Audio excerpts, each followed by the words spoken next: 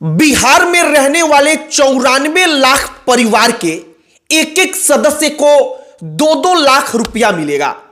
इसकी घोषणा हुई थी। कैबिनेट की बैठक में बकायदा इसकी स्वीकृति दे दी गई थी और 1200 करोड़ रुपए से ज्यादा इसके लिए स्वीकृत कर दिया गया था कि इन्हीं रुपयों से 2-2 लाख रुपया 94 लाख परिवारों को बांटा जाएगा। लोकसभा के चुनाव के पहले यह सब कुछ हुआ। आपको याद होगा, जब जातिगत जनगणना कराया गया तो बिहार सरकार के पास एक डेटा आया। उस डेटा से पता चला कि 94 लाख से ज्यादा जो परिवार बिहार में हैं वो गरीब हैं। सरकार ने कहा कि वो किसी भी जाति के हो, चाहे भूमिहार हो, चाहे दुसाध हो, चाहे यादव हो, चाहे कुर्मी हो, चाहे राजपूत हो, जो गरीब परिवार है उसको 2 लाख रुपया हम देंगे। क्यों देंगे? जिससे वो कोई रोजगार स्थापित कर सके। लोकसभा के चुनाव के पहले इस पर बड़ी चर्चा हुई।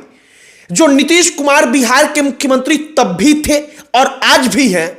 अंतर सिर्फ इतना है कि उस वक्त पर आरजेडी के साथ थे, आज बीजेपी के साथ हैं। उन्होंने विधानसभा में इसके बारे में बताया था और उन्होंने वादा किया था कि 2-2 लाख रुपए दिया जाएगा। लेकिन सवाल अब हम आपसे पूछना चाहते हैं कि क्या आपको 2 लाख रुपया मिला, या आपने 2 लाख रुपया पाने के लिए गवर्नमेंट के किसी वेबसाइट पर जाकर कोई फॉर्म भरा हो, किसी प्रकार की कोई जानकारी आप तक आई हो, पहुंची हो?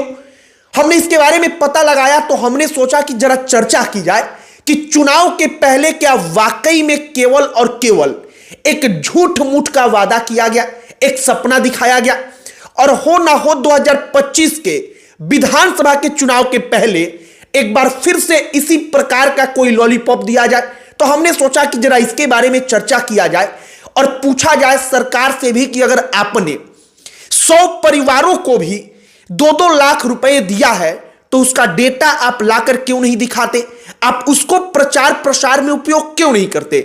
अब आगे बातचीत करने से पहले हमारा नमस्कार स्वीकार करिए। हमारा नाम मोहित कुमार सिंह है। तेजस्वी यादव बिहार के डिप्टी सीएम हुआ करते थे। नीतीश कुमार तब भी मुख्यमंत्री, आज भी मुख्यमंत्री। तेजस्वी यादव अपने फेसबुक के ऑफिशियल पेज से एक पोस्ट करते हैं। उस पोस्ट में बकायदा कहते हैं कि जातिगत जनगणना के बाद अब आर्थिक न्याय हो रहा है। मतलब जो गरीब परिवार हैं उनको सरकार गरीबी की श्रेणी से निकालने के लिए रुपया दे रही है। कहा गया कि कैश रुपया 2-2 लाख रुपए दिए जाएंगे। 2-2 लाख रुपए का पूरा फॉर्मूला तय किया गया। बताया गया कि पहले 25%, फिर 50% और फिर 25%, मतलब 3 किस्त में जो रुपया होगा वो 94 लाख परिवारों तक जाएगा। तय किया गया कि चूंकि 94 लाख परिवार मतलब बहुत ज्यादा बजट लगेगा, तो तय किया गया कि लॉटरी सिस्टम से हर परिवार को एक एक करके दिया जाएगा और 5 साल में यह टारगेट अचीव कर लिया जाएगा कि 5 साल में 94 लाख से ज्यादा परिवारों को 2-2 लाख रुपया दे दिया गया। एग्जैक्ट अगर हम फिगर की बात करें तो 94,33,312 परिवारों को गरीबी की श्रेणी में जो सर्वे हुआ था बिहार में उसमें रखा गया था और इन्हीं 94,33,312 परिवारों को 2-2 लाख रुपया दिया जाना था। मुख्यमंत्री नीतीश कुमार विधानसभा में बोलने के लिए खड़े होते हैं। उस वक्त पर लोकसभा का चुनाव आने वाला था। लोकसभा के चुनाव के पहले की यह बात है। 22 नवंबर साल 2023 में वो विधानसभा में खड़े होकर पूरा का पूरा खाका रखते हैं और कहते हैं कि इसके लिए लाखों करोड़ों रुपए लगेंगे और हम लोग ये रुपया खर्च करके 2-2 लाख रुपया देंगे। अब क्यों देंगे जरा ये भी जान लीजिए। दरअसल सरकार का मानना था कि वो लोग गरीब इसलिए हैं क्योंकि उनके पास रोजगार नहीं है, उनके पास पैसा कमाने का जरिया नहीं है। हम 2 लाख रुपया कैश देंगे और 2 लाख रुपया कैश उनको मिलेगा 3 किस्त में, तो वो इससे रोजगार शुरू करेंगे। रोजगार शुरू करेंगे तो उनके घर में कमाई का जरिया बढ़ेगा और कमाई का जरिया बढ़ेगा तो निश्चित रूप से वो गरीबी से बाहर आएंगे। तेजस्वी यादव का साथ छोड़कर नीतीश कुमार बीजेपी के साथ चले गए। लेकिन नीतीश कुमार की सरकार ने, उनकी पार्टी की जब सरकार उस वक्त पर भी थी, आज भी है, जो उस वक्त पर नीति बनाई गई, कैबिनेट से स्वीकृति मिल गई, तो आखिरकार इन तमाम चीजों के बावजूद वो 2-2 लाख रुपया कितने लोगों को मिला है इसका कोई डेटा सरकार क्यों नहीं दिखा पाई।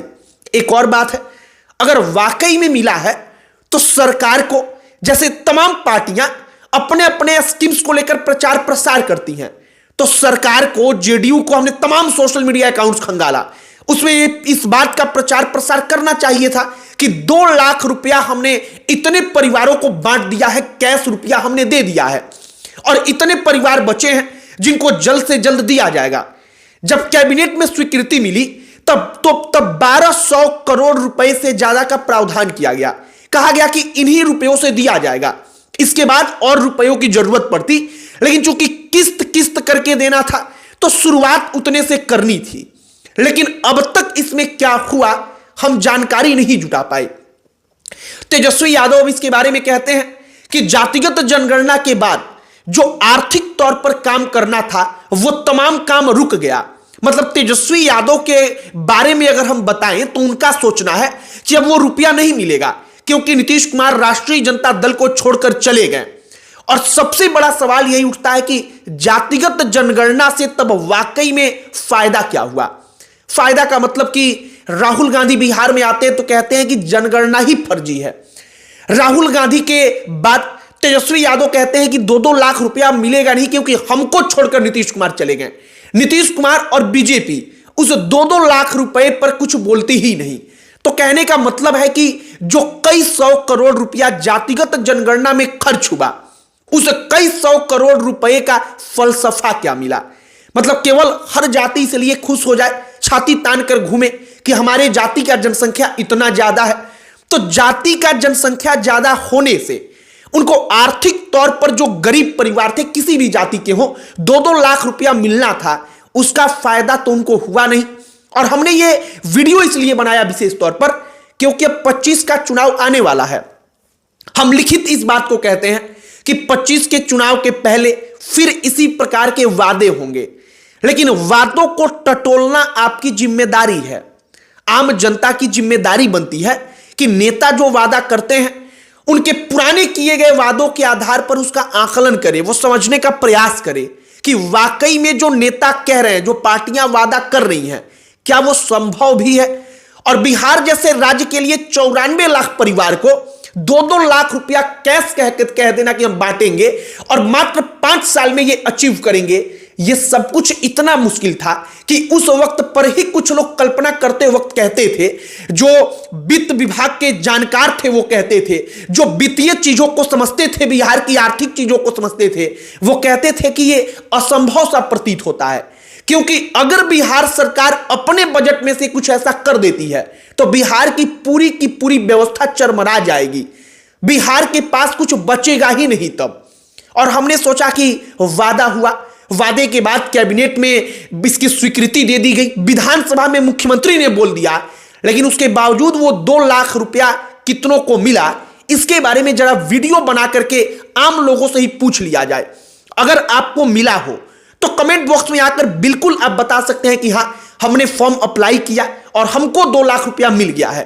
बाकी तमाम लोगों की प्रतिक्रिया, तमाम लोगों की राय हम कहेंगे कि कमेंट बॉक्स में आप लिखकर बताइएगा। अन्य कोई टॉपिक जिस पर आप चाहते हैं वीडियो बनाएं वो भी लिखकर बताइएगा। बाकी इस वीडियो को यहीं पर समाप्त करते हैं। अंत में हमारा परिचय, हमारा नाम मोहित कुमार सिंह है। बहुत बहुत धन्यवाद।